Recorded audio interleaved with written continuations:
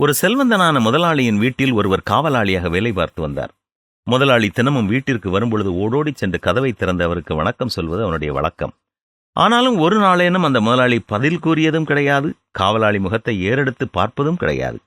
ஒரு நாள் பசியோடு இருந்த அந்த காவலாளி வீட்டிற்கு வெளியே உள்ள குப்பை தொட்டியில் வீசப்பட்ட உணவுகள் ஏதும் இருந்தால் எடுத்து சாப்பிடுவோம் என குப்பை தொட்டியை கிளறும் பொழுது முதலாளி அதனை கண்டார். ஆனாலும் வழக்கம் போல எதையுமே கண்டுகொள்ளாமல் சென்று விட்டார்.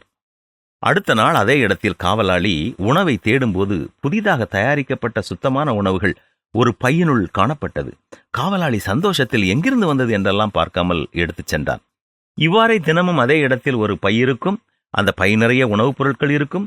அவனும் அதை தவறாமல் எடுத்து தன்னுடைய மனைவி குழந்தைகளுக்கு கொடுத்து வந்தான். இருந்தாலும் எந்த முட்டாள் இப்படி தினமும் பொருட்களை வாங்கி இங்கே விட்டுச் செல்கிறான் என்று மனதிற்குள் ஒரு நகைப்புடன் கூடிய கேள்வியும் இருந்தது அவன் மனதில். திடீரென்று ஒரு நாள் முதலாளி இறந்து போய்விட்டார். வீடு நிறைய முதலாளியினுடைய உறவினர்களும் நண்பர்களும் வந்தனர். அன்று அதே இடத்தில் உணவு பொதியை தேடினான். உணவு இருக்கவில்லை. ஒருவேளை பார்க்க வந்தவர் யாரேனும் எடுத்திருக்க முடியும் என நினைத்து விட்டுவிட்டான். 2ஆம் நாள் பார்க்கிறான், அதே இடத்தில் உணவு பை இல்லை. 3ஆம் நாள், 4ஆம் நாள் என்று பார்க்கிறான், உணவு பை இருக்கவில்லை.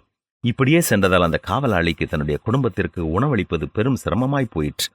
உடனே தன்னுடைய முதலாளி அம்மாவிடம் போய் சம்பளத்தை உயர்த்தவும் இல்லையெனில் வேலையை விட்டுவிடுவதாகவும் கூறினான். அதற்கு முதலாளி அம்மா மறுத்துவிட்டார். வேறு வழி இல்லாமல் வீதியோரம் தான் எடுக்கும் உணவு பை கதையையும் அது இல்லாததால் தன்னுடைய குடும்பம் படும் அவஸ்தையையும் சொன்னான். உடனே முதலாளி அம்மா கேட்டார், எப்போதிலிருந்து உணவு பை இல்லாமல் போனதென்று. அதற்கு அவனும் முதலாளி இறந்த நாளிலிருந்து என்று சொன்னதும் முதலாளி அம்மா ஓ என அழத் தொடங்கினார். இதனை பார்த்து கவலையடைந்த காவலாளி, சம்பள உயர்வு வேண்டாம் அம்மா, நான் இங்கேயே வேலை செய்கிறேன், அழுவதை நிறுத்துங்கள் என்று கூறினான்.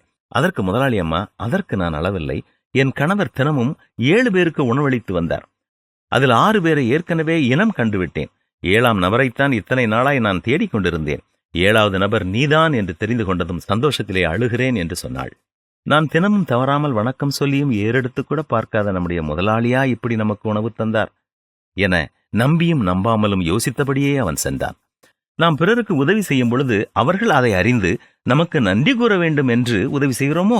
சிந்தித்து பார்ப்போம். நீயோ தர்மம் செய்யும் பொழுது உன்னுடைய தர்மம் அந்தரங்கமாயிருப்பதற்கு உன் வலதுகை செய்கிறதை உன் இடதுகை அறியாதிருக்க கடவது. அப்பொழுது அந்தரங்கத்தில் பார்க்கிற உன் பிதா தாமே உனக்கு வெளியரங்கமாய் பலன் அளிப்பார் என்றுதான் பரிசுத்த வேகமும் கூறுகிறது. என்ன, கடைபிடிப்போமா?